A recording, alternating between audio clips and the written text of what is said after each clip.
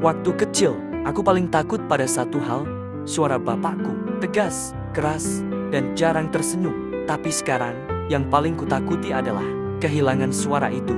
Bapak dulu seorang sopir truk, badannya kuat, jarang sakit, bahkan waktu aku demam, dia masih bisa gendong aku ke klinik sambil bawa helm motor di tangan.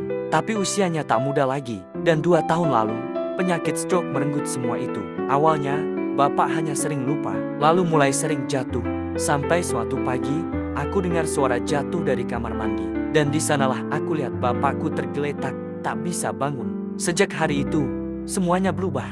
Aku, yang dulu dimarahi karena bangun siang, kini harus bangun lebih pagi untuk ganti popok bapak. Aku, yang dulu diminta cuci piring, sekarang harus suapi bubur dan cek tekanan darah tiap malam. Tapi hal paling sulit bukan itu.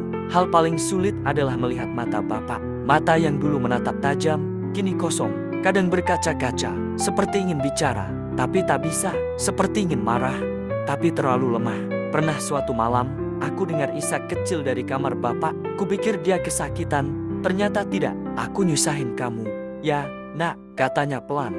Dan aku hanya bisa jawab dengan air mata. Bapak, dulu aku yang nyusahin, sekarang giliranku membalas. Aku mulai belajar banyak dari bapak. Belajar sabar, belajar ikhlas, bahkan belajar mandi di ember kecil karena kamar mandi harus steril buat bapak. Dan aku mulai sadar, ini bukan beban, ini kehormatan. Suatu pagi, aku harus gendong bapak ke kamar mandi. Badannya berat, tapi aku peluk erat. Dan saat dia sandarkan kepala di bahuku, aku seperti kembali jadi anak kecil. Tapi kali ini, aku yang menjaga. Kadang, aku rindu masa kecil. Rindu saat dimarahi bapak, karena artinya, dia masih bisa bicara. Sekarang, aku hanya bisa bicara sendiri di sampingnya. Kadang ku bacakan Quran, kadang cuma cerita soal hari-hariku. Tapi aku percaya, meski tak bisa bicara, bapak dengar semuanya. Hari ini, bapak masih di rumah, masih tidur di ranjang yang sama. Tapi aku tak lagi mengeluh.